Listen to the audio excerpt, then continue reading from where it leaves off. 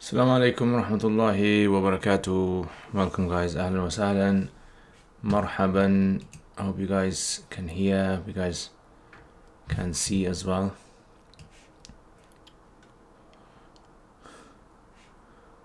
Okay, so just let me know in the comments if you guys can hear, if sound's working. Ya Allah, mashallah. Already questions are coming in. Alhamdulillah, alhamdulillah. And hopefully, inshallah, we're going to get through these questions.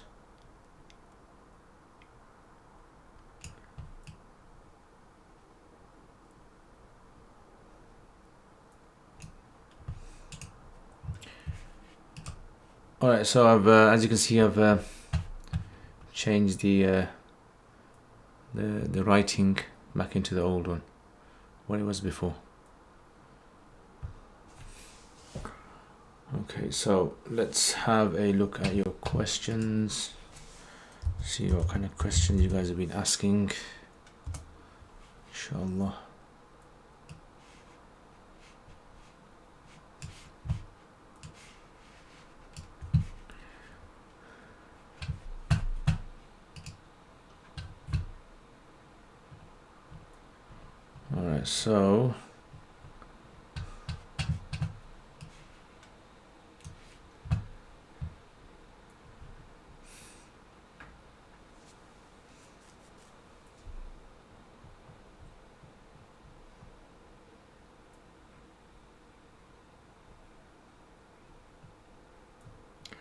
Alright, so Bismillah ar-Rahman ar-Rahim.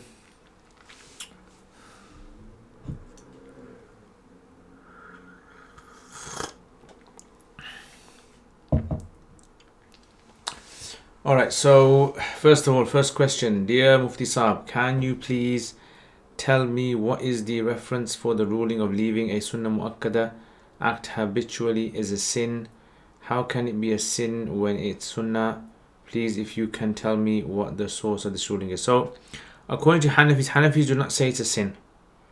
Right, so I don't know if there's any other madhab that says it's a sin. Hanafis don't say leaving a Sunnah is a sin. What they say is that if a person he perpetually, continuously leaves a sin as though it has no importance in Islam, then there is a fear of sin being upon them. That's what it says.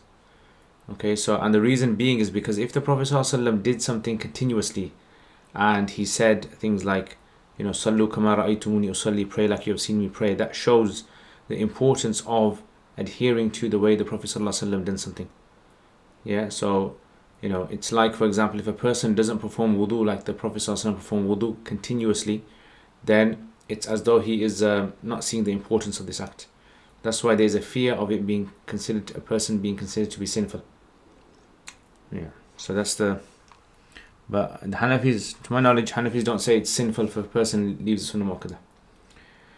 Assalamu alaikum. Since one of the sources of fiqh is Sunnah and not Hadith, can you please tell me the difference between the two? Can you give some examples, something with Hadith but not Sunnah? So I think I answered this one yesterday in the Friday live. Yeah, so Sunnah basically means, according to Hanafis and Malikis, Sunnah means that which has been considered to be the explanation of the deen. The explanation of the deen they consider it to be Sunnah. And this term is kind of used for like this sort of this meaning. Yeah, so in other words, when people say things like this is considered to be a... Is this camera a bit bent? What I mean, it just seems a bit bent.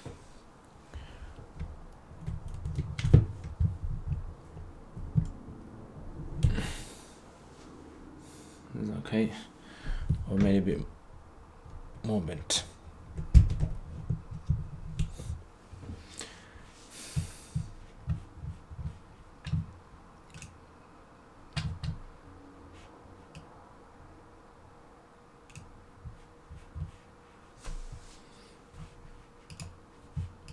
Yeah, so like I said, the concept of Sunnah is simply like the practice of the religion. The Prophet ﷺ has never ever said, follow my hadith. He never ever said that. Like we don't find a hadith say the Prophet saying, hold fast to my hadith or follow my hadith. He says follow my sunnah. And sunnah is something which has been the practice. So Sahaba. So let's say for example you lived in the time of Sahaba and you followed the Sahaba in how they prayed Salat or how they fasted, and you didn't follow a hadith or anything, then you'll be fine. You're following the Sunnah because you believe that the Sahaba would have absorbed the practice of the Prophet ﷺ. And hadith is simply a carrier. There's many hadith we actually don't follow. Right? For example, hadith of not visiting graveyards, hadith of killing dogs, hadith of the Prophet ﷺ fasting continuously one day after the other without breaking it. We don't follow those even though they're hadith.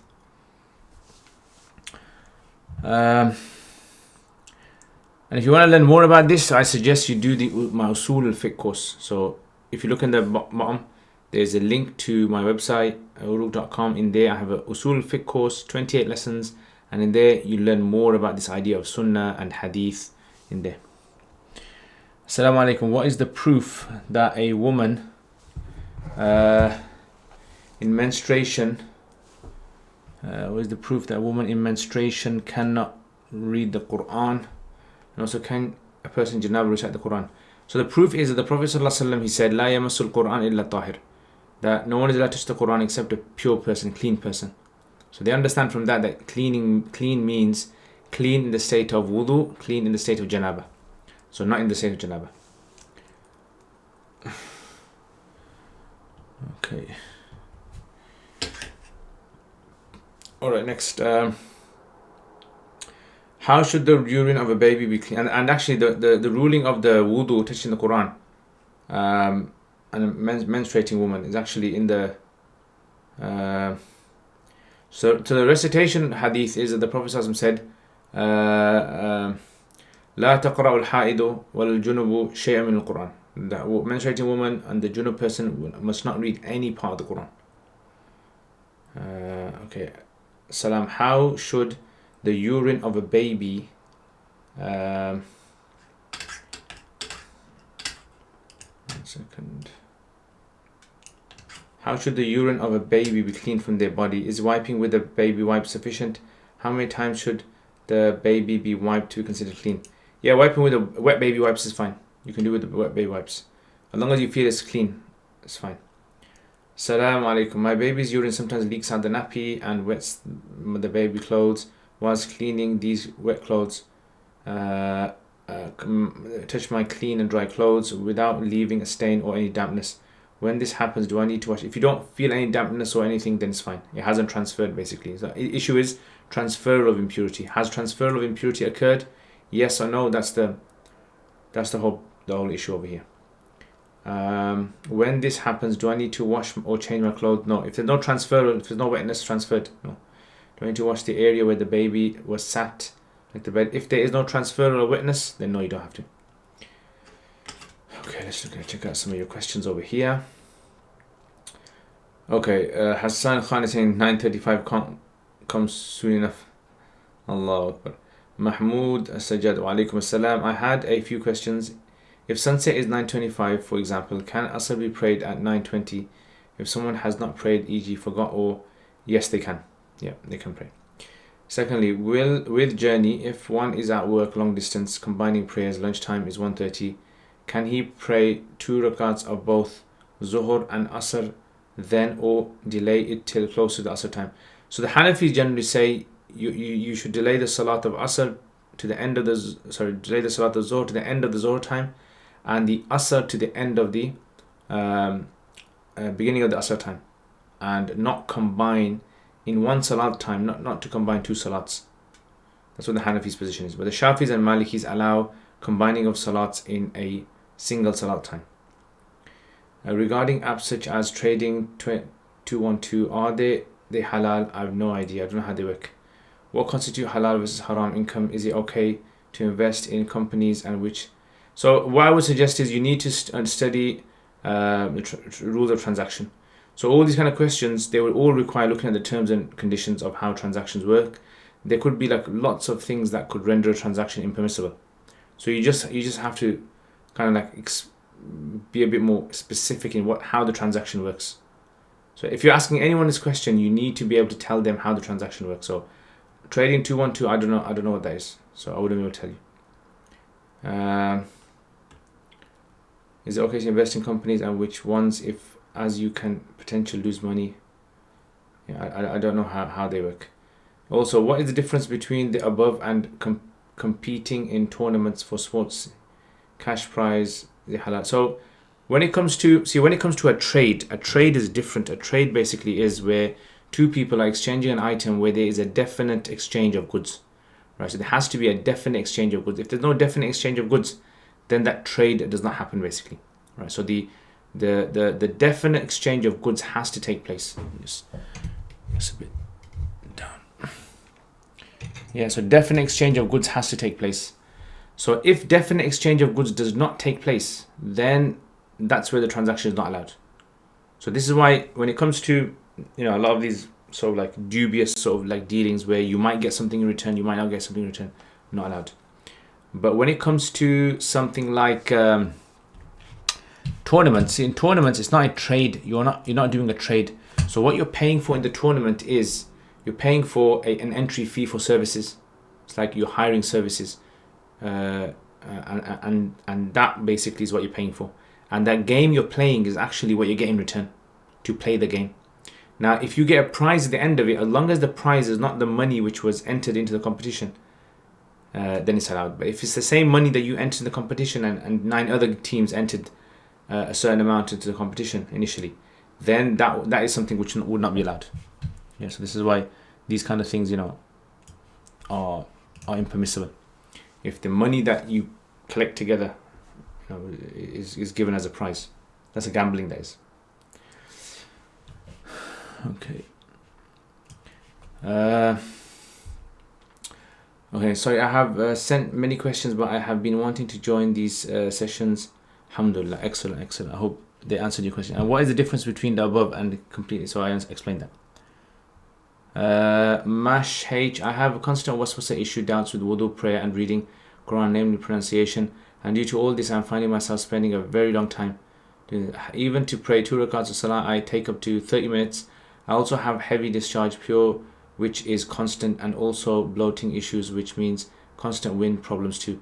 As you can imagine, all this is worsened by waswasa issues. I have previously been told to carry out ablution for each prayer due to these issues. My main concern right now is that after I come from work, I have qaza salah to pray to Zuhr and Maghrib together. Do I have to carry out wudu for each qaza? No. Yeah, so as long as it's one prayer time. So in one prayer time, you can pray as many as you like. Yeah, so just one prayer time, just do wudu, and then just pray as many with that, it's fine. Please help me in this depressing lot, and I'm spending hours here. So in these kind of situations of waswasa, you guys know my answer to all of this. Speak to your doctors about it. Don't be shy. Don't think that your doctors are going to laugh at you or joke with you. No, speak to your doctors about these kinds of things. These are very serious issues because they can lead to other problems in your life. They can really lead to marital problems if you're married. They can lead to problems with your friends. They can lead to isolation. They can lead to a person becoming depressed. And I've seen this so many times happen with people. And every time I say to them, go to the doctors, they say to me, the doctor doesn't understand this, or the doctor might laugh at me. They won't trust me. I have student doctors and they tell me that they know all about this. And there's actually non-Muslims have a lot of this as well. So speak to them about it. They might be able to give you some advice, some tips, maybe even some medication that can help you with being able to overcome some of these problems as well.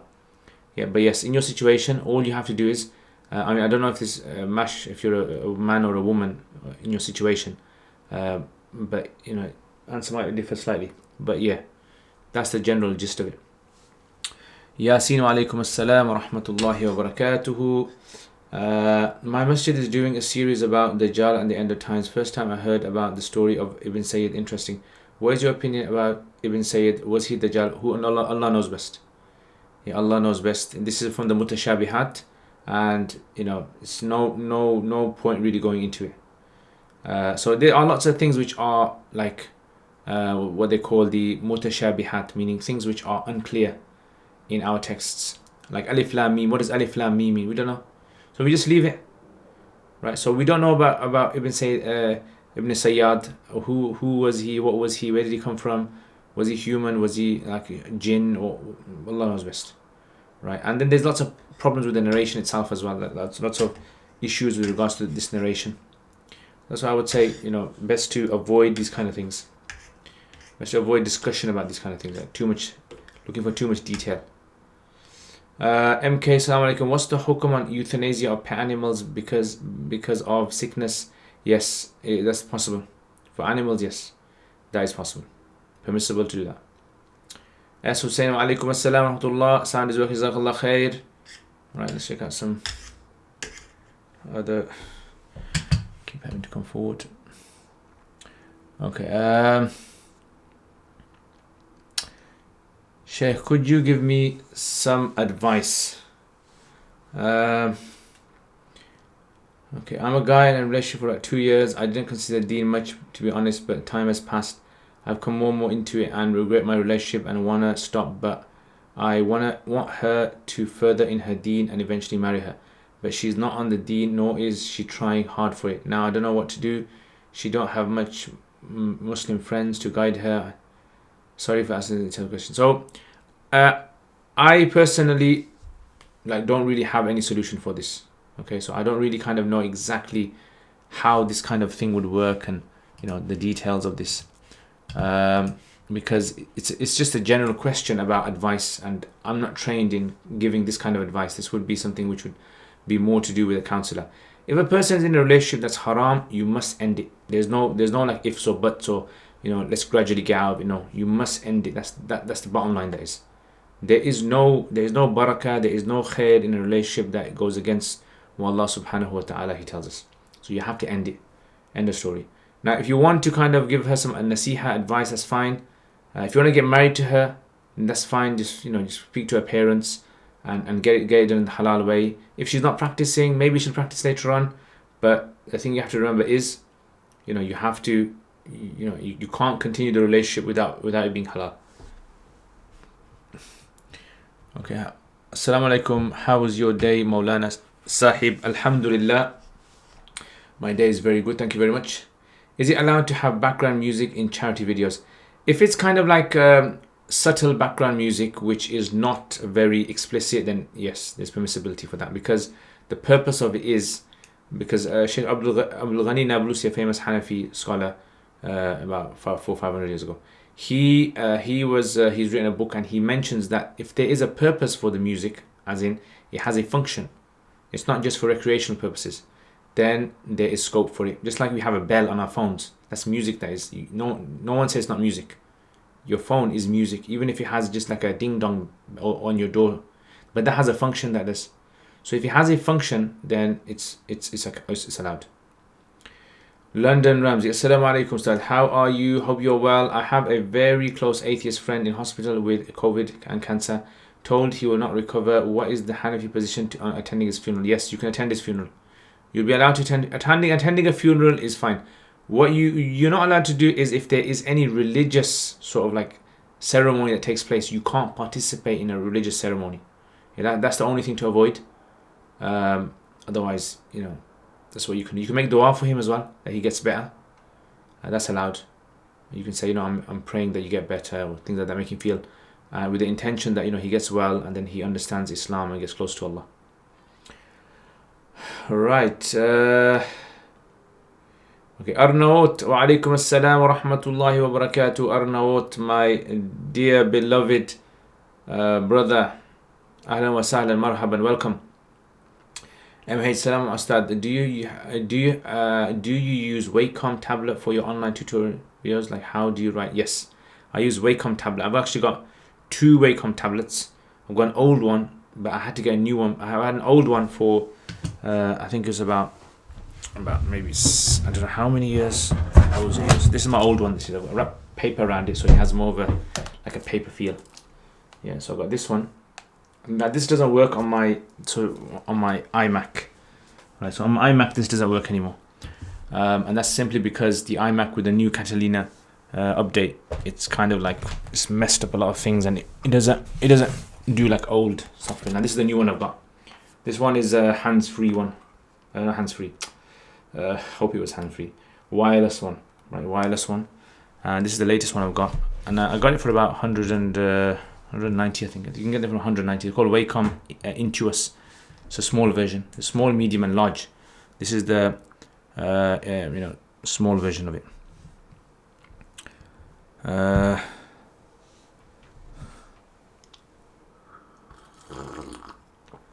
Allah Akbar. Today I'm proper exhausted. I am. Badminton today.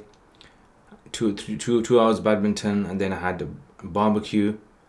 Right, I was on the barbecue for about 3 or 4 hours with friends in a park somewhere, and then I had to go for a dinner, and just came back just like before I started this. I Hussein, wa alaikum assalam wa rahmatullah, ahla wa sahla, marhaban. How are you, I Hussein? You well? HK, can I say Subhana Rabbiyal Azim once in the Fard Salah, or do I have to say it 3 thrice? Once is sufficient, but if you say it 3 times, it's more reward. Okay, next question. Assalamu alaikum. My mum placed £500 in my bank account when I was like 12 maybe. I'm currently 21. I think I remember being told all those years back, but it was something I didn't really think about. And subsequently forgot. I only realized like 7 years later when I had a look in my savings account and was surprised to see £500 there. MashaAllah. My mum said she paid the zakat and qurbani on my behalf all these years since I passed puberty, but unfortunately never told me a single time. Am I required to pay a backlog of zakat and qurbani in all those years, as I had not paid £500 in my as I had that £500 is in my bank I forgot about, so I was beyond nisab, right? Provided that because my mom never asked my permission of the payment, the fard upon me was not lifted. And is there an equivalent money I can pay for qurbani backlog, or must it be strictly pay for an animal? I see different payments on some charities, some 20 pounds. Okay, so basically, as long as you given permission, so you can give delayed permission as long as you've given permission. So she's paid all of that, and you've given like delayed later permission. That's fine. Yeah, all those accounts will be counted on your behalf, and the qurbani will be counted on your behalf. Yeah, because it was done on your behalf and it was just waiting for your permission, and so your permission is fine. So if you give permission now, it's all done. Only thing I would say is, when you were 12, you basically, when did you reach the age of puberty? So if you reach the age of puberty, let's say if you reach the age of puberty at the age of like 12, let's say, and then you wait 1 year after that, and 1 year after that you start paying. Basically, that's how it works. But if you're given permission, then it's fine. You don't have to repeat the zakat and the qurbani. Salam, what can I do if when reading namaz I can't do sujood because I'm having a terrible migraine, pains in my forehead and slight movement on my head is painful. When I go down and sujood, it's painful. I can't put my face fully down on the ground. I try my best, but it hurts so much. I have been shortening my namaz past. Yeah, so all you have to do is ishara. So you don't have to do sajda. Just do indication. Just like slightly move your head forward if you can, that is. And if you can't do that, just with your hands. Just indicate with your hands. Yeah, so in that kind of situation, you'd be exempted from having to do full sajda. Okay, Assalamu alaikum. What would be the permissibility of taking singing vocal lessons to be able to recite Quran more melodiously? Yes, you can. As long as you're obviously learning from people that you're allowed to learn from, and you're not getting involved in anything else which is non-Islamic. If it's just, for example, like if you're male and you've got a male teacher and the male teacher teaches you how to stretch your vocal cords or to be able to sing in a certain way, that's fine. That would be allowed. Okay, I Hussein, you mentioned that the Nahu book by Sheikh Fadl Samar is a good book for Arabic, but it's all in Arabic. Yes.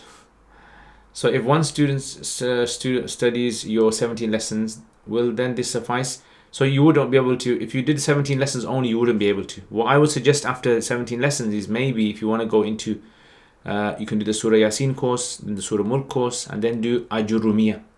Right, that's what I would suggest. And by that time, your Arabic would have become quite good.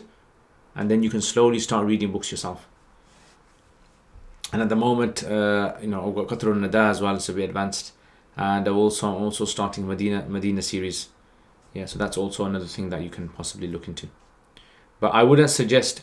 I personally think, like a lot of people who study, who want to learn how to read books in Arabic, they don't have to do too much grammar, right? That's what I personally feel.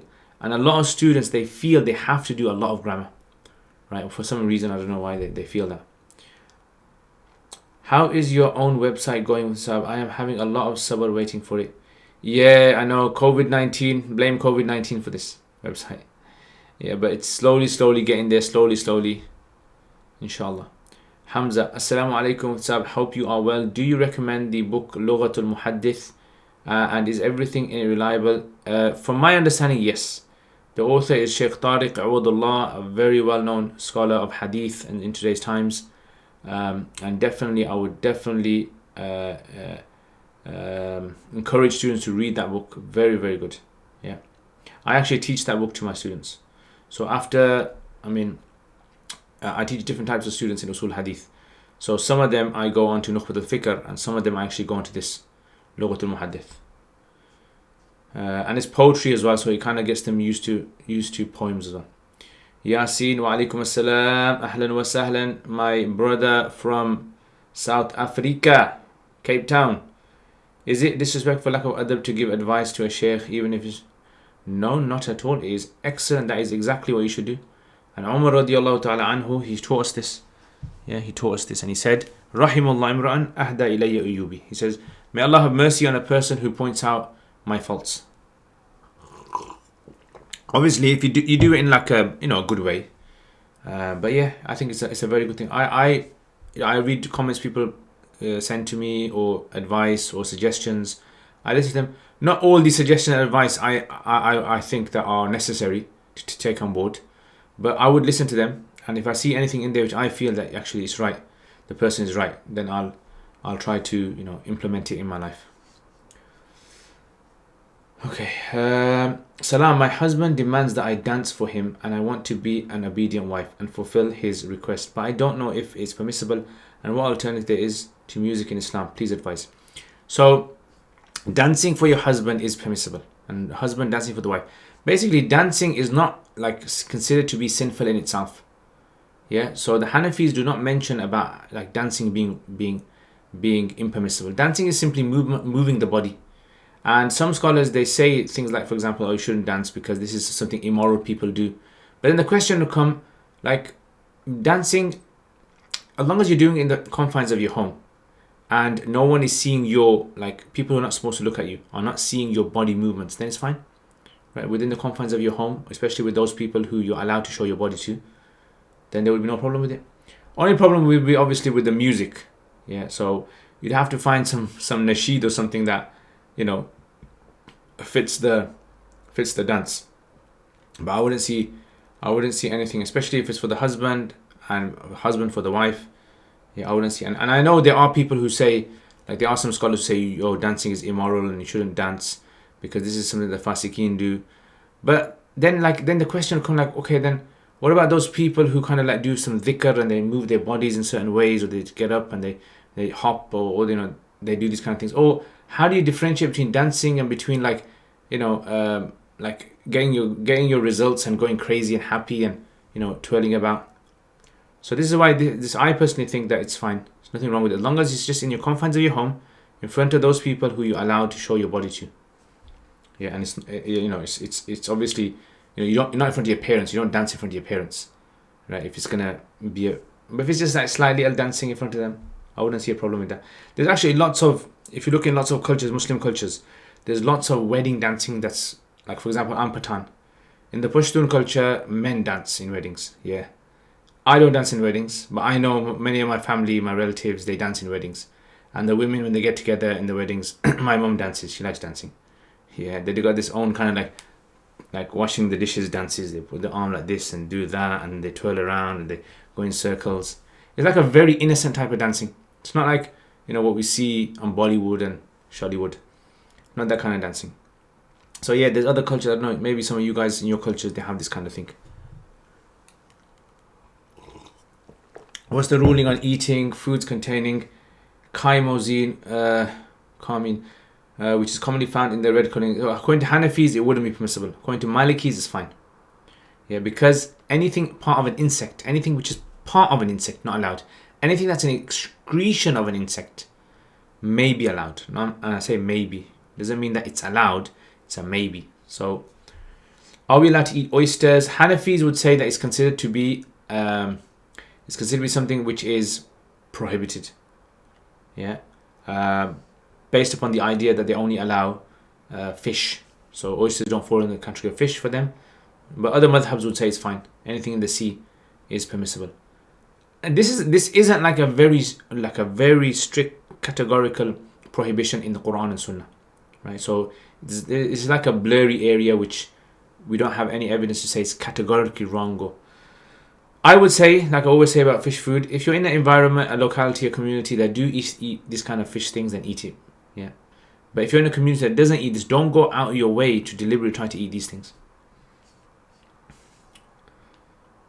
Okay. Right. I don't know. If you read Quran for someone who died or alive and they give you money in return, is it permissible to take the money? If not, what if they force you to take? Send it over here, bro. Send it. We'll have a party. We'll buy a cake and we'll do a party.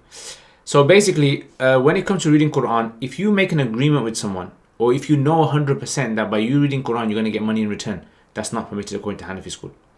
But if you were to receive a gift, like money or whatever, and you didn't expect that, then you can take that.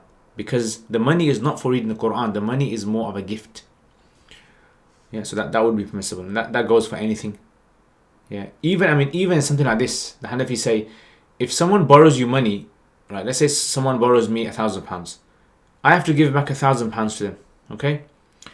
If someone borrows me £1,000, it's actually considered recommended for me to give back more than £1,000, £1,000 plus a little bit on top as a gift, as long as it wasn't agreed in the contract.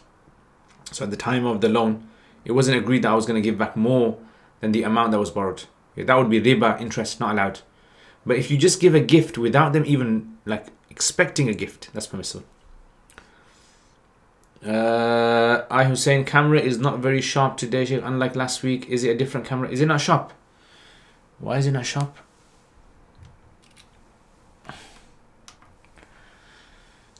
Camera's not sharp. I wonder why. Yeah, is it better? See, the problem is I can't see my screen properly.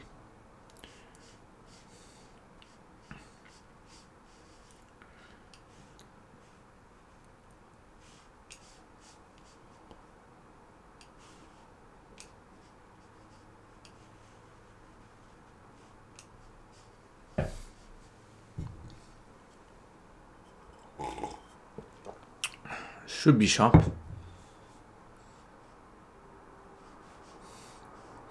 Yeah, any better, guys? Is it sharper?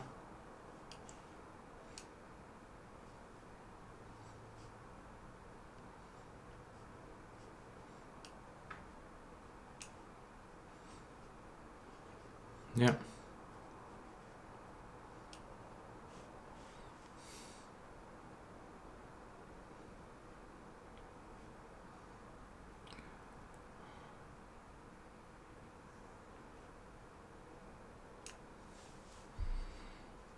Okay, I think it should be sharper now.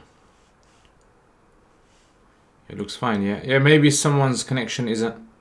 Yeah, Hussein, maybe your connection is not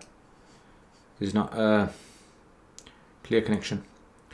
Okay, Salam. I listened to your recording of Friday live from yesterday, and you quoted Ibn Abidin's opinion, and the hair does not need to be undone for ghusl for a woman if she goes her hair after ghusl. Sheikh, I've been wondering about this for so long. Could you never find the ruling?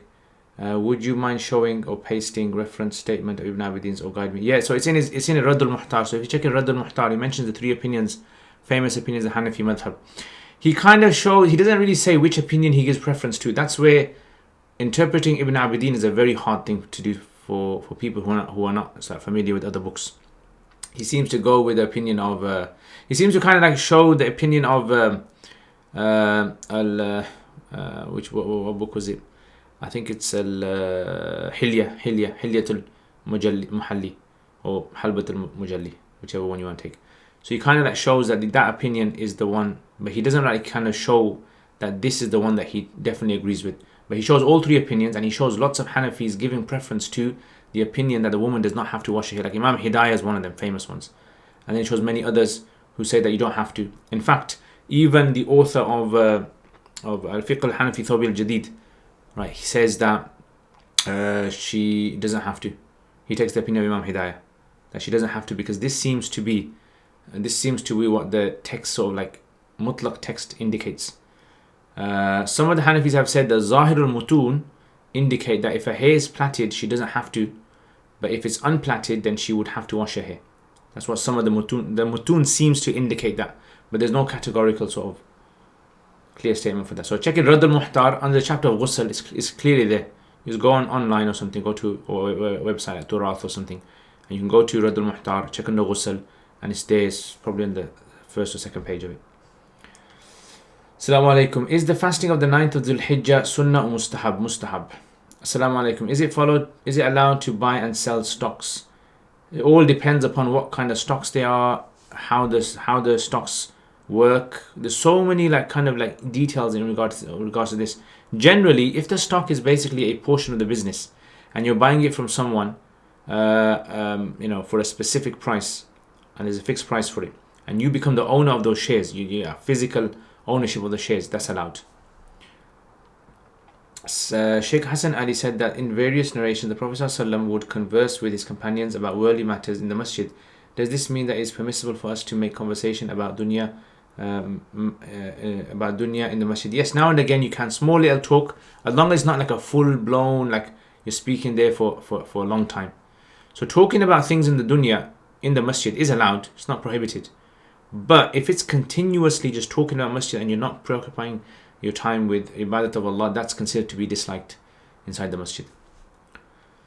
According to the Quran, Muslims should not say about any matter, indeed I will do that tomorrow, unless they say if Allah wills. No, that's not the right translation of it. No, the Quran doesn't say that. The Quran says لا تقولوا إني فاعل ذلك غدا إلا إن شاء الله, except if Allah wills.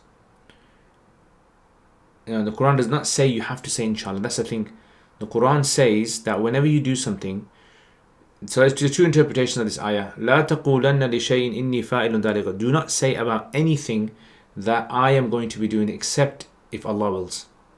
In other words, don't say anything that I will 100% do this, unless Allah wills. If Allah wills, it's going to happen. If Allah doesn't will, right? So this is in one way is taken to mean this, meaning that you should always have in the back of your mind that don't kind of be concrete and absolute about something that you're going to do, because maybe Allah will not allow you to do it. Maybe Allah will put something in your way and you don't get it done. The other meaning of this is that لا تقولن لشيء فعل إلا إن يشاء الله. This illa, except, what does except mean? Does it mean that you should say or you shouldn't say? So because of this, the ruling of saying inshallah cannot be something which is necessary. It's not an order. Yeah, it's not an order because it's not a categorical order statement. Yeah, so it wouldn't be necessary. It's recommended to say inshallah. Okay, is that all the questions? Okay, I've got a few left. Oh, mashallah. Curious Cat questions almost finished. Alhamdulillah. It's got a few left. Alright, so London Ramsey, Quran 24:31 does not state for women to cover their hair, rather it commands women to cover chest. Can you briefly? Yeah, this is a very common one. See, the Quran says that وَلْيَضْرِبْنَ بِخُمُرِهِنَّ. The word khimar in Arabic linguistically actually means a head covering. So the Quran is using the word head covering because the term head covering is already mentioned, so there's no need to mention head. Yeah. So if someone says to you, okay, don't drink beer, they're not going to say to you, oh, you didn't say don't drink alcoholic beer, because everyone knows what beer means in the English language. They know what beer is alcoholic anyway.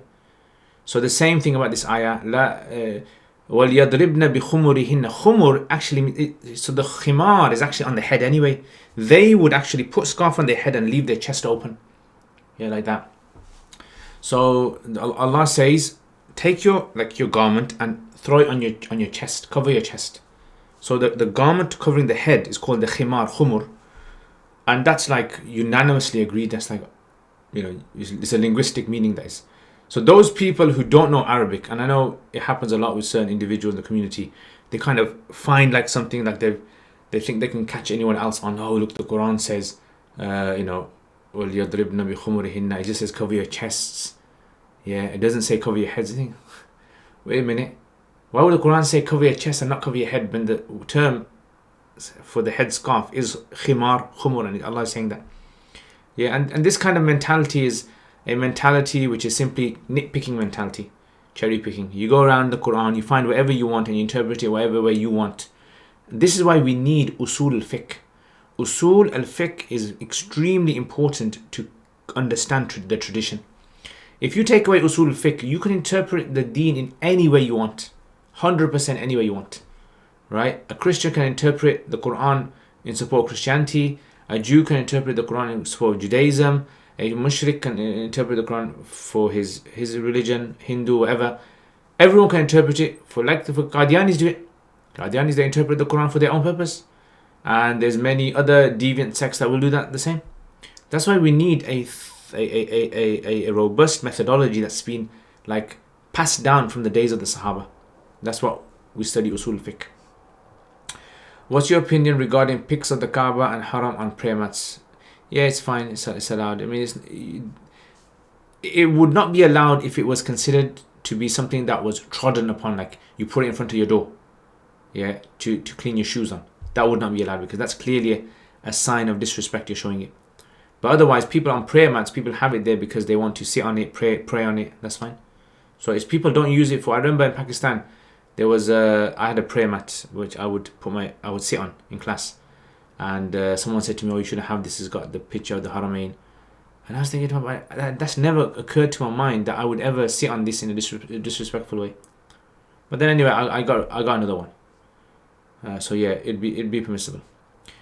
Assalamu alaikum wa rahmatullahi wa barakatuh. Today badminton was excellent. We won most of the games, alhamdulillah. So normally we play doubles, but this time we played singles as well, and I got really tired. Doubles and singles, so got really tired. Okay, طيبة. Alaikum assalam, Ustad. I have a bank account. Does that mean I am participating in interest? No. Riba? No. I cannot operate a business without a bank account. Yes, you can have a bank account. If they do give you interest, all you have to simply do is take the interest money and give it to the poor.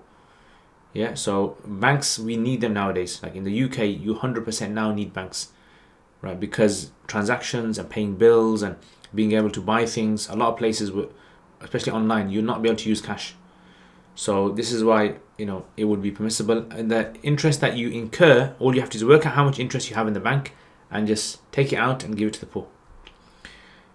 Ibrahim said, if a person eats haram unknowingly, his prayers are not accepted. If he does it unknowingly, no, there's no effect. Yeah, because he didn't know. If a person has qada namaz, he needs to read. Can he do it before the Fajr? No. So the eating haram does not make your salats unacceptable. No, your salats are accepted. You don't get the reward for them. That's it. So if someone deliberately eats something haram, deliberately wants to break Allah's law and eats them, then this person is going to be sinful, and this person will not have to repeat their namaz, salat, but they don't get the reward of that salat unless they repent. And if they repent, and that's it, the ruling's uplifted. Ismail Hussein, Assalamu alaikum. What's the ruling regarding wearing a hat in namaz? Is it fard? No. It's, some say it's mustahab, some say it's sunnah. No more than that. Yeah. It wouldn't be considered anything more. It's all based upon the hat and clothing. It's all based upon what you would wear outside. So if you would never ever go outside without a hat on your head, then you should wear the hat in salat. Because that's what the Quran says. خُذُوا زِينَتَكُمْ عِنْدَ كُلِّ masjid. Adorn yourselves at the time of every salat. Yeah, so that's how you basically present yourself. So if you would never walk outside without your head covered, then how dare you stand in front of Allah with your head uncovered? Abu Hanifa rahimahullah, he said that it's fine if you're going to do it out of humbleness. But in today's society, people go outside without their head on. They go outside with their head on, then they're in trouble. But they go outside without their hat on, so that's why it's considered to be fine to pray without hat on. Shariyar, alaikum assalam. When did you started to study in madrasa? I started in year 2000, and I finished in 2009. Aftab, can you suggest books for trading? Yes. So if you want to study books on trading, there's actually an excellent book I have, which is called Financial Transactions in Islamic Jurisprudence. Financial Transaction in Islamic Jurisprudence, 2 volumes. You probably can't see over there, it's blurred. Right, but over there at the back, It's by Sheikh Wahab al-Zuhaili. It's a very, very good one. Very detailed, very, very nice. And on my YouTube channel, I've done like a little series on Buyu. It's called Trade. Quduri Trade. Check that out.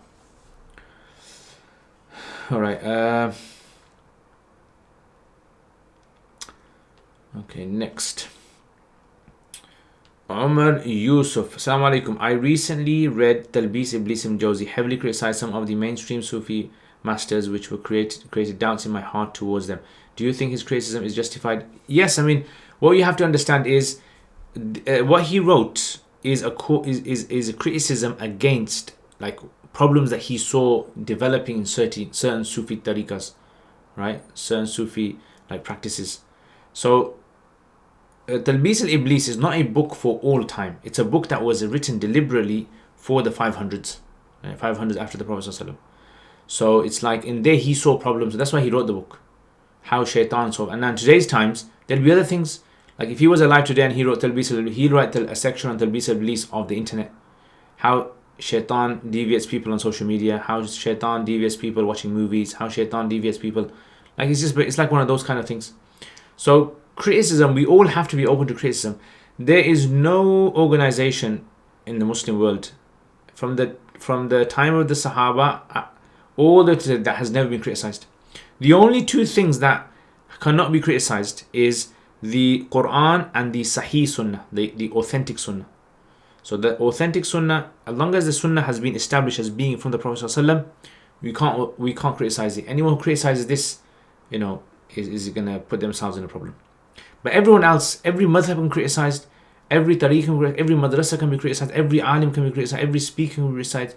Mufti Main can be criticized, Mufti Abdul Rahman Ghera can be criticized, I can be criticized, Brother Nomandi Khan can be criticized. I mean, why do we think that people are free from criticism? They can be criticized. Yeah, some of the criticism is going to be valid and some is going to be invalid. That's how it works.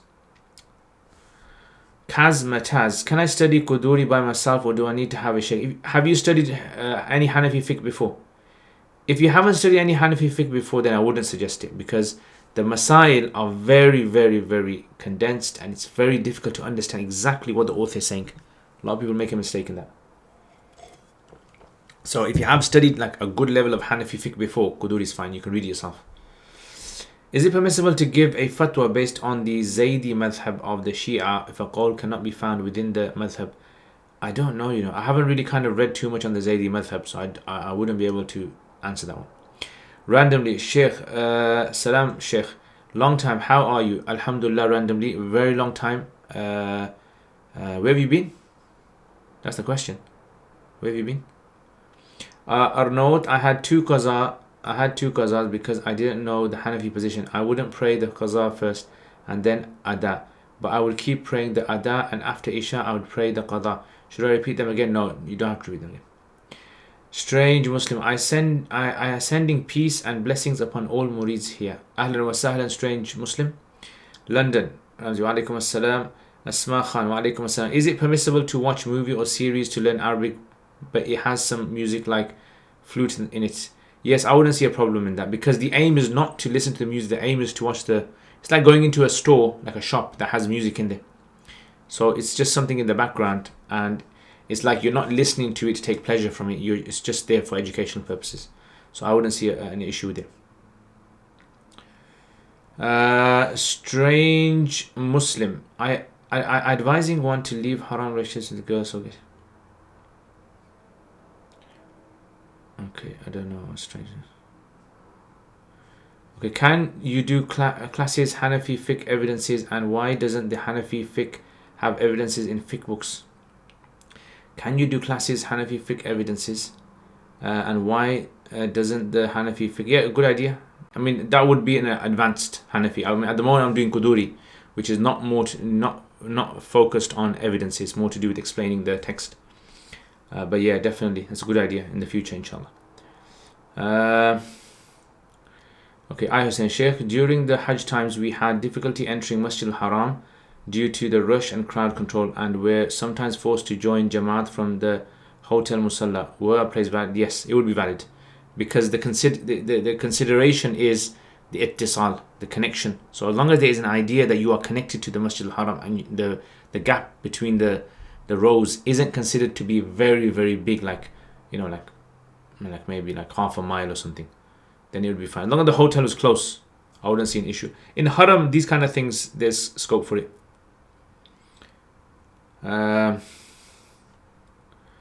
Okay, Hussein. Between the hotels and the Haram, sometimes there is a large gap, AJ Street. I mean, I've actually prayed in a hotel because there was no room at all. It was in Hajj once. There was no room in the Masjid al-Haram. It was packed out, ram-packed. So we had to pray because of health and safety. You can't just pray anywhere in the streets. So we had to pray in the hotel. And the hotel was like, one of those ones that was right in front of the Haram. So that would be fine. Hanafis actually say that, ittisal is the idea, ittisal. So some Hanafis say 1 saf, 2 saf, some say like 40 cubits, 40 yards basically. As long as there's a gap less than 40 yards between you and the person in front. Randomly, Sheikh, can someone who sacrifice, Omar Yusuf, what is the dominant opinion on spraying neutering stray cats, dogs to prevent overpopulation? Yeah, it's permissible. Hanafis allow it. It's permissible. White Elephant, how are you doing, brother? I am very good, thank you very much, White Elephant. I hope you are very well. I hope you're enjoying yourself, having a nice weekend. Randomly, can someone make sacrifice on behalf of his father who doesn't do sacrifice, even though it's obligatory upon him? Yes, you can, but you have to get his permission. As long as you tell him, I've done it on your behalf, and he's shown some sort of like acknowledgement, that's fine.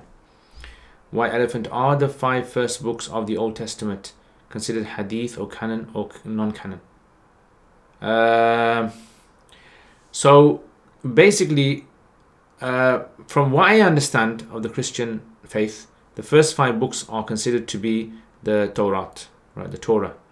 From Islamic point of view, the Quran is considered the word of God. Like, this is directly the word of God. There's no tampering in there at all by any human beings at all. Even the Prophet Muhammad ﷺ, there's none of his words in there at all.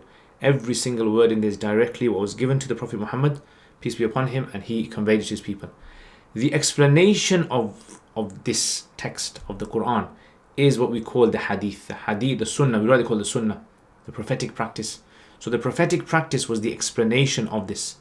So the Quran tells us that we should pray and gives us basic instructions regarding prayer, but doesn't tell us the exact details. And the Prophet Muhammad, peace be upon him, he explained to us how it's supposed to be done. So like, that's the hadith, it kind of like, it's the sort of like raw text for this.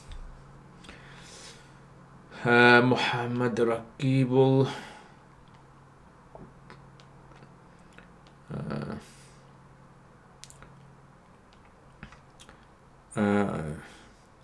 Okay, Amir, alaikum assalam wa rahmatullahi wa barakatuh. Could you please upload videos on Dr. Saeed Shirbini's research on the Arabic language? There's not many out there. I've tried to look for them. Yeah, there's not many out there, unfortunately. Muhammad Ali, do you know of Mufti Abu Layth? Yes, I know. White Elephant, we need a big party. Yeah, definitely, I agree with that. Totally. I was saying, Sheikh, what are good Islamic books or films for young children? I have no idea.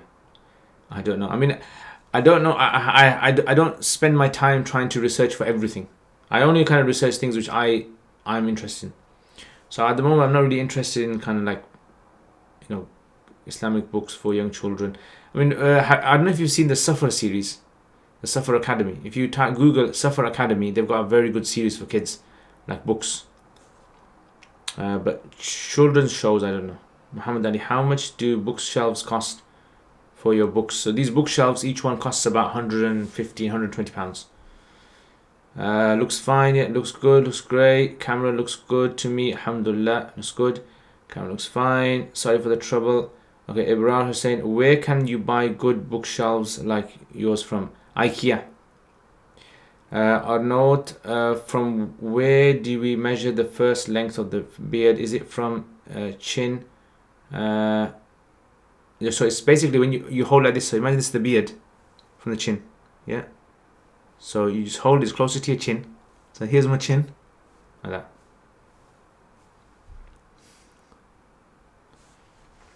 Yeah, later Hanafis do have ikhtilaf in the beard.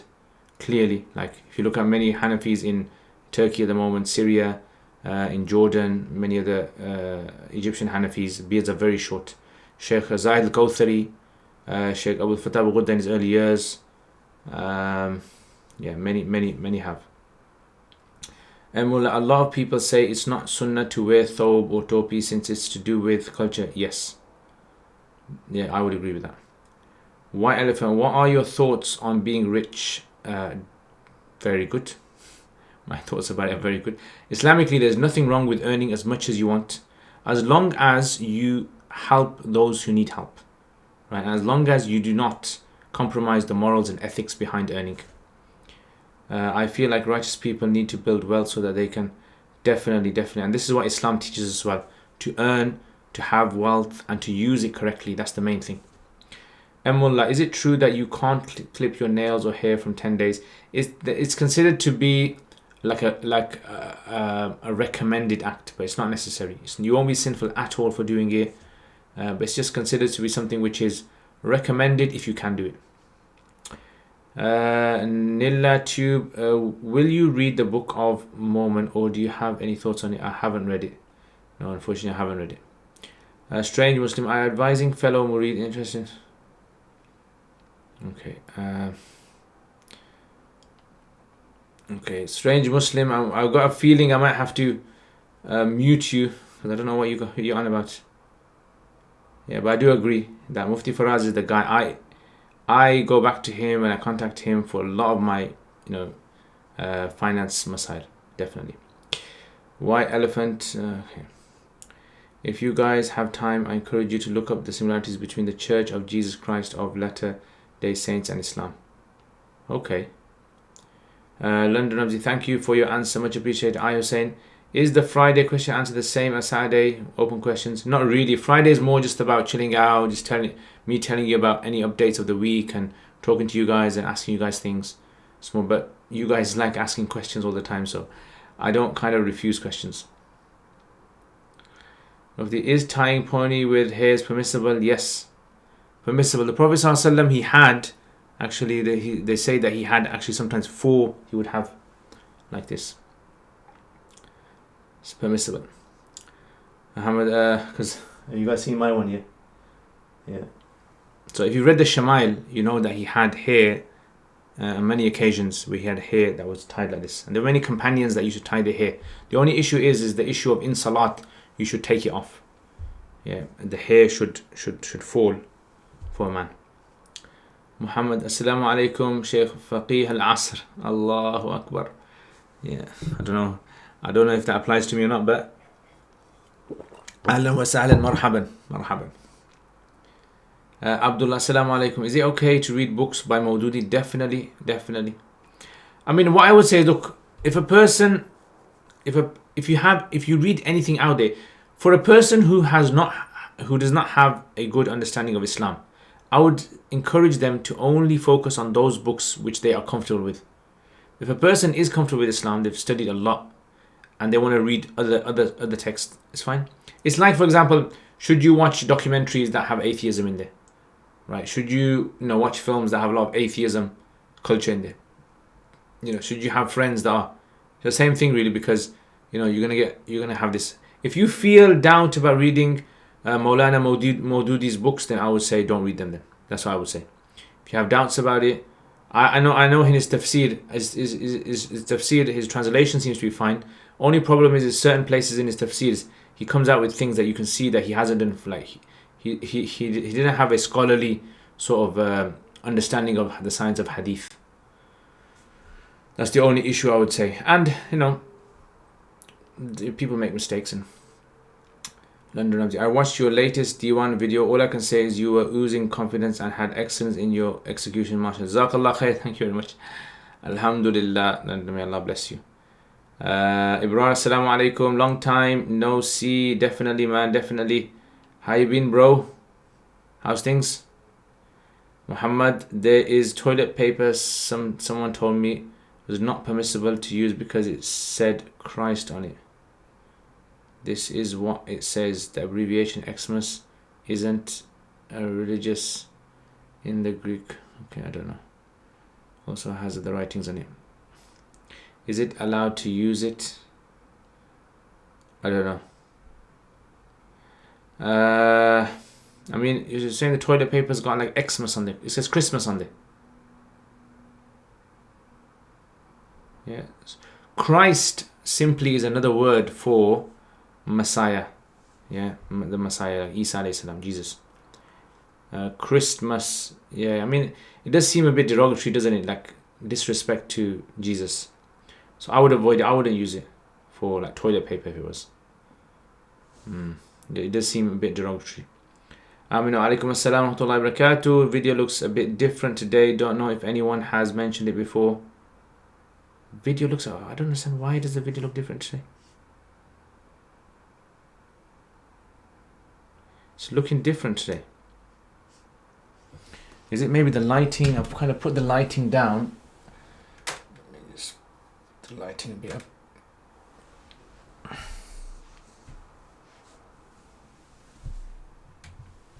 Might be lighting, I don't know. A lot of times lighting is one of the main culprits here. So if it has, let me know, guys.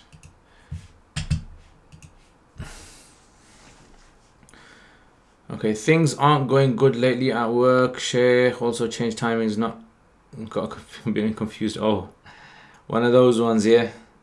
Can we use bone china purchased in Pakistan? Yes, bone china, you can use that. Strange Muslim Hussein, I'm advising for.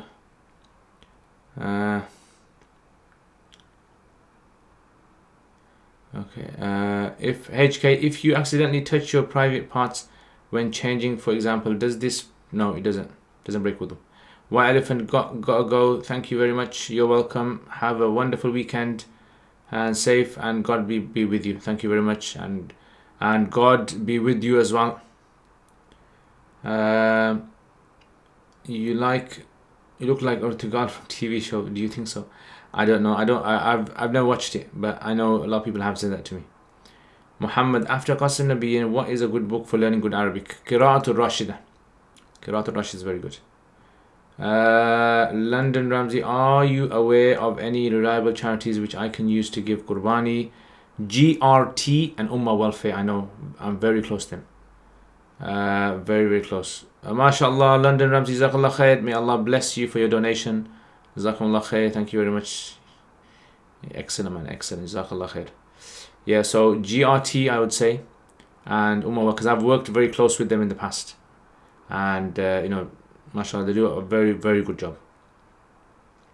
How many years did it take you to learn Arabic to a good level? I would say maybe, I don't know, maybe 4 or 5 years. It depends what you mean by good level. Like, I'm still learning it. Like, at the moment, after 20 years of learning Arabic, right, I'm still improving my Arabic. And I don't think I'll ever stop improving it, because I come across more types of texts and more exposure. So that's why I would say it all depends. Are menstruation cups allowed to use? Yes, as long as they don't harm your health. If they harm your health, then you can't use them. Mufti Saab, do you own the Shama'il book curated by Sheikh Muhammad Aslam? Very beautiful. I actually was supposed to get a copy from him. Yeah, so I've met Sheikh Aslam and I know him, and I was actually supposed to get a personal copy, but because of COVID, unfortunately, COVID stopped everything. So yeah, inshallah, I'm gonna get my copy. Sheikh Aslam, inshallah, gonna send me a copy. But yeah, I'm looking forward to getting it, inshallah. I was saying, Sheikh, please, can you do a series on Shama'il, please? Inshallah, definitely. Shama'il series. I can't please see you have invested a lot of money on your equipment for benefit. Here is a smaller. Jazakallah khair, London, you are the best. May Allah bless you. May Allah make this sadaqah jariyah for you and your family. After backbiting is common in my area as well as my family. How to stop this backbiting, which is a bigger sin. So it's everywhere nowadays, especially on WhatsApp groups and on social media. People backbite, unfortunately. Average person, they backbite their parents and scholars and all sorts of things. The main thing to do is show that you disagree with it. That's what you have to do. When people are backbiting, sometimes when people backbite, I just say, look, excuse me, please, Can you not backbite? I just say it straight to them. And you know, that's the kind of you know thing that you have to just be straightforward to people. And then when they see that, because the thing is, backbiting, it feels good to listen to backbiting as well. When I go to give my Qurbani online, it says you can purchase a share. If I buy one of these shares, is that sufficient? Yes, definitely. Zara, in Islam, why do men have to have beards? Because the Prophet Muhammad sallallahu alaihi wasallam encouraged men to have beards, and in some narrations he instructed them. It says a small animal counts as one share. Yeah, so one share would be sufficient for you. Or you can have, like they say, a large animal, a portion of a large animal, 1/7 of a large animal. You can have 1/7 of a large animal, or you can have one small animal, right? So a large animal is a cow or a camel. So you can share with like 6 other people. You're the 7th, 6 other people a share. So when the animal's slaughtered, it'll be slaughtered on behalf of 7 people. So if you paid, everyone's paid, it's like job's done. Or you can just do 1 sheep per person. Amina ask Sheikh Aslam to gift you the leather bound one, gold plated. Oof. Allahu Akbar. Where do you purchase your books from? Any good sites or from Pakistan? A lot of my books are from Pakistan. Otherwise, where I get my books from is I get them from local bookstores in the UK. So in the UK, there's local bookstores, or online. I get them from online bookstores. Muhammad, can you do some videos on works by Al-Jahiz? Yeah, Jahiz is the top guy. I heard he was a huge... Yes, definitely. Jahiz's books are very pleasant to listen to. I actually, on YouTube, there's audio books of Jahiz, and sometimes at night time when I'm going to sleep, I just put them on and I just listen to. He's got really kind of nice flowing Arabic. Very, very pleasant. And because he's classical. He was in the time of like Imam Shafi'i and these guys. Well, just after Imam Ahmad. He was in the time of Imam Ahmad. Right, so he's like a very well in Arabic. Okay, next let's finish off these curious cat ones then. Curious cat. Okay, so he says less than 5% of the world's population speaks Arabic, and only a small percentage of Arabic speakers know Quranic Arabic in any depth. Therefore, if the Quran is miraculous because of its linguistic excellence, how can most Muslims ever experience this miracle? Never mind non-Muslims. What is the use of the Quran being miraculous if most of them can't verify as a miracle themselves? Good question this is. So, first of all, look, the Quran being a miracle in itself, this is the first question, yeah? What does it mean the Quran is a miracle? And I've talked about this many times before in the past. What does it mean the Quran is a miracle? Does it mean that the sequence of wording in the Quran is a miracle? Like no one can copy that? Does it mean that the way the Quran expresses meanings, right, is a miracle that no one else can come out with that? Does it mean that the genre of Arabic that the Quran came out with in that era was something no one could copy? Was that the miracle? Was the miracle the way that the Quran talks about future events or things that are unseen in a very specific, precise way, and it comes out like that? Is it a miracle because of the way the Quran talks about like facts of the universe, observation of the universe, the facts of the universe? So there are many discussions the scholars have. The scholars don't exactly 100% like agree on what exactly, they can't put their finger on exactly what is the miraculous nature of the Quran. But there is something miraculous that no one can deny. There is miraculous that people cannot replicate this. That's the first question. The second question is, does it have to be miraculous for every Muslim? No, it does not. Most Muslims won't even need it because they're going to be born into a Muslim family. They're going to be born into a Muslim culture. They'll live as a Muslim. They'll obey Allah. They'll fast. Because that's the whole point of the Quran, is for you to start obeying Allah, recognize Allah, start praying. There's only going to be a fraction of the community who will need to be convinced, like convincing.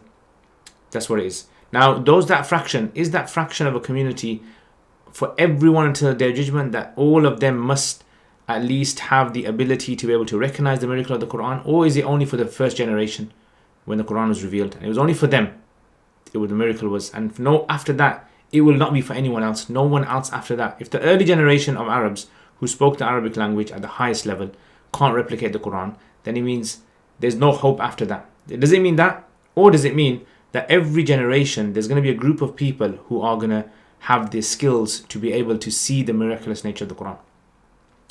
Yeah, so this is the kind of question. That's why when people kind of think to themselves, but I can't see the miracle of the Quran. I hear lots of scholars say that the Quran is a miracle. But if I sit down and open the Quran, how do I know the Quran is a miracle? How do I know the Bible is not a miracle? And how do I know the Hindu works are not a miracle? And how do I know that? Yeah, average person, you won't know that. Yes, if you want to understand it, you'll need to learn Arabic at a very, very high level.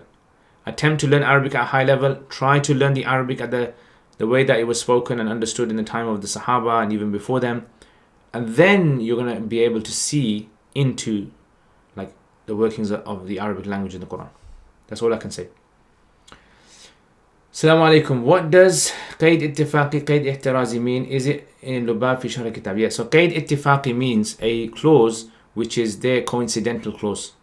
And qaid ihtirazi is a clause which is an excluding clause. Like for example, if I say Zainab had a small baby, like Zainab, she gave birth to a baby, and I say Zainab had a small baby. The word small here, is it to exclude that her baby was not big?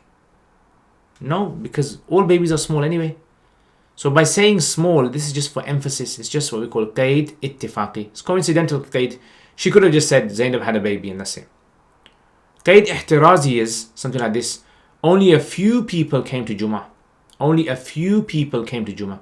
So few people is excluding lots of people. That's what the difference is. Okay.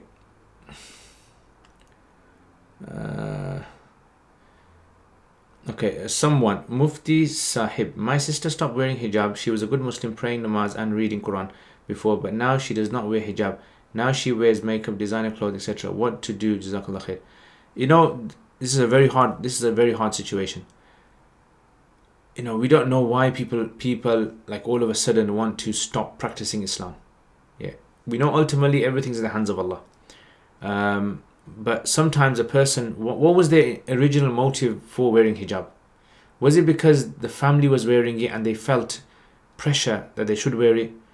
Or was it because they weren't wearing it before and they started practicing, but they didn't really know why they're wearing it? They just thought they're wearing it because they thought it's part of Islam.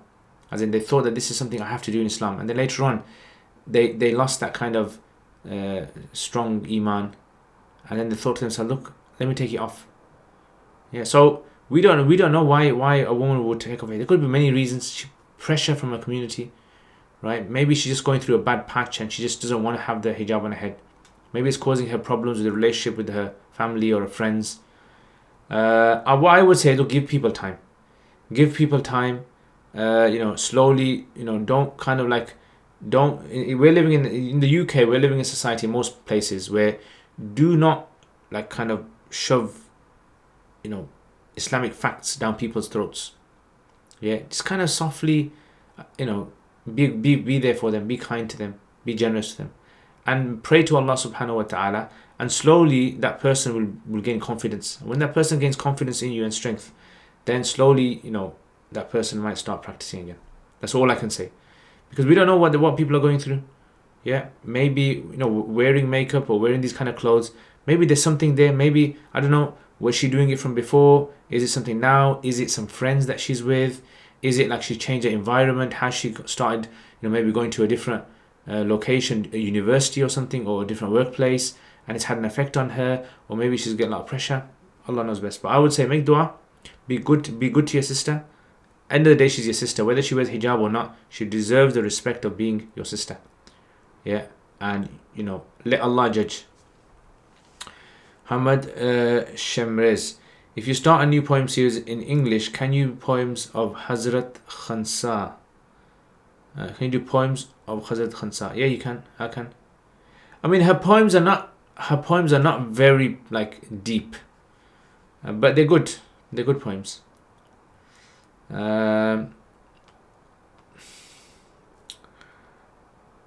Okay. Cyrus. Assalamu alaikum wa rahmatullahi wa barakatuh. I Hussein Sheikh. Is the poetry of Al-Mutanabbi good for Arabic students? Definitely. Mutanabbi should be something you study. Definitely. Very, very good. Because he has lots of genre. Like different types of poems, different themes and topics. And he goes into a lot. You learn so much culture from learning like poetry. So the brother was asking about Khansaz. Khansaz, it's just like her poetry is mostly about her brother who was killed, and she's just like kind of reminiscing over a eulogy of a brother, and then she's kind of, so it's not very like kind of like creative poetry. It's very specific. I was okay. So when started? Just see now. Started about almost about 2 hours ago. I mean, someone give her time. Don't pressurize her. Be good to her. Definitely, I agree. So Sheikh, I want to learn Arabic. You have any courses available? Yes. So if you check underneath, anyone who's interested in learning Arabic, Quranic Arabic 17 lessons a course we have. It's a pre-recorded course. It costs £50. You enroll in the course. You watch the videos. Every video has homeworks with it. You send in the homeworks, and by the end of it, you learn a lot of how to translate in the Quran. Sheikh, I want to learn Arabic. Your top 3 tafsirs. Top 3 tafsirs. Tafsir al-Alusi, Tafsir al-Razi, Tafsir. It's a very difficult one, this. Make it top 10, not top 3. Qurtubi is good. Ibn Juzay is good. Al-Bahr al-Muhit is good. Ibn Kathir is very good.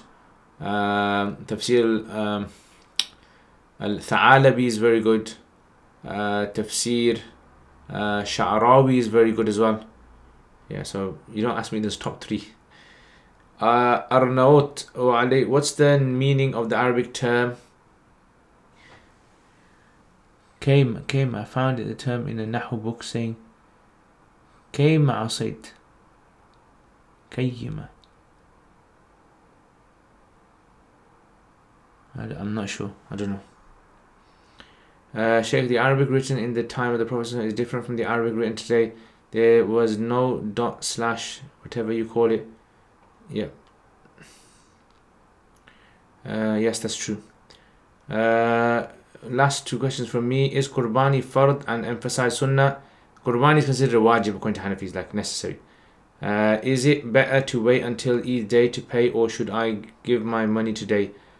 I would say give it early, yeah, because you might not be able to get an animal on Eid day. Might be booked up. How does one attain ikhlas? Do you have to advise this? I would say to attain ikhlas, do a very, very simple thing. Every single day, start one action which no one in your family knows that you do, like a good action. Maybe it might be 2 rakats of nafil you do. Maybe it might be giving some charity sadaqah no one knows about. Or maybe it might be something else. You spend time making dua to Allah. But do every single day a small amount of time. Take out a small amount, but every day do it. And no one in your family knows about. You have to do it very secretly. And it has to be something good. Emula, when doing istikhara, what should I look out for? I don't understand. What do you mean? What should I do? Just read the dua? I don't know what. Could you shortly explain us the issue of something being disbelieved but does not make the person disbeliever? I don't understand. Something being disbelief but not make a person. I don't know. What do you mean exactly? FIFA, how do you prove that seeing Allah is rationally possible? The narrations, the sheer narrations, that's the first thing, number 1. And the second is that we don't exactly know what it means to see in the hereafter. Like when we say to see, like today, if I say to you, I see with my eye, but I don't see with my tongue. In the hereafter, what does it mean to see in the hereafter? So if Allah in the Quran says, La tudrikul absar, eyes cannot see Him, that does not necessarily mean in the hereafter the sight cannot be seen of Allah. Because there might be a whole different way of seeing Allah subhanahu wa ta'ala in the hereafter. The worldly sight, yeah, so that's basically. Can we give eulogies at funerals? Yes. Just talking about how good of a person. Yes, definitely. Jazakallah Mufti Sahib. I will try to be good, inshallah. Ameen. Hussein, if not Quduri, can Nul Idah be self-readable? Possibly. The only thing with self-reading, see, the problem with people that want to self-read things is the books are not designed to explain everything in great detail. So when a person studies, for example, like fiqh, the guy who writes fiqh, he assumes that this book is going to be taught. And when something's going to be taught, there's always things that are not mentioned in the text, but have to be pre-explained to the student before he can understand like a sentence or a masala. So Nur Idah, you can try reading it, but I mean, you're gonna come across places where you don't know what he's. You might misread and understand something wrong. I was saying, Assalamu alaikum. Walaikum salam. London Ramsey, Ustad, you never answer about doing a secret action for the pleasure of Allah is in general answer. Alhamdulillah. And I actually heard this from, guess who I heard this from? I heard this from Hamza Zotis. So brother Hamza Zotis, he actually said this once. And it really kind of hit me when he said it. And then I tried to kind of do some secret kind of actions hidden from my family, but it did it for a little while, then, now and again I stop.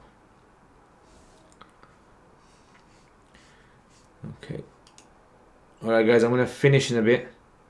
So Jazakallah khair for all your questions as usual. I hope the camera has been good today. I don't know why some of you guys are saying the camera's not. If you haven't hit the like button, make sure you hit the like button. Yeah, as you guys all know. Given that the muhaddithin allow ma'na for hadith, and as a result of this, many nuhat don't use hadith for ihtijaj in language, how do we then use shi'r jahili whilst knowing it's less preserved?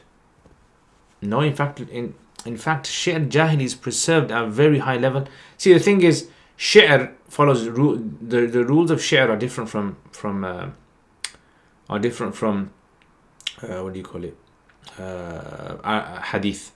I've actually done a whole video. You can watch my video I've made regarding Taha Hussein's arguments and responses that scholars have given to him. Because Taha Hussein is one of the first people that criticizes shi'r jahili. So shi'r jahili itself, it follows patterns, wazns, right? The poem has to follow a pattern. So this pattern is something which is like hymned by people. Like imagine there's a song, like a Michael Jackson song or someone else, right? No one makes a mistake in Michael Jackson songs, generally. I mean, they might not know some words because the rhyme and everything is there. So the words kind of fit in.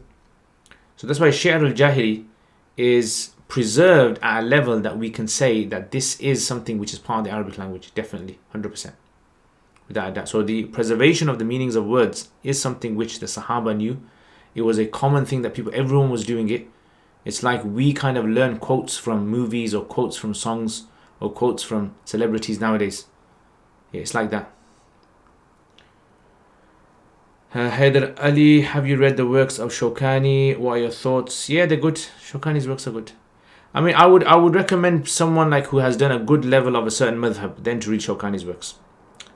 Like for example, Shawkani's works on Fathul Qadir and his tafsir is a very good work. Zahra, Jazakallah khair for your time. Ameen. London Ramsey, I enjoyed your company as always. Please take care and safe. Double thumbs up from London. Allahu Akbar. Don't worry, London. I still remember coming down to London and eating your famous, what was it? What were you going to make? Barbecue steak. Arnaud, the camera was awesome. Everything is awesome. Jazakallah khair. Ameen. Arnaud, may Allah bless you. Keep you happy, bro. Hassan, well, one more last thing. The Prophet ﷺ said before he died was, don't worship my grave as the previous people worshipped their prophets' graves.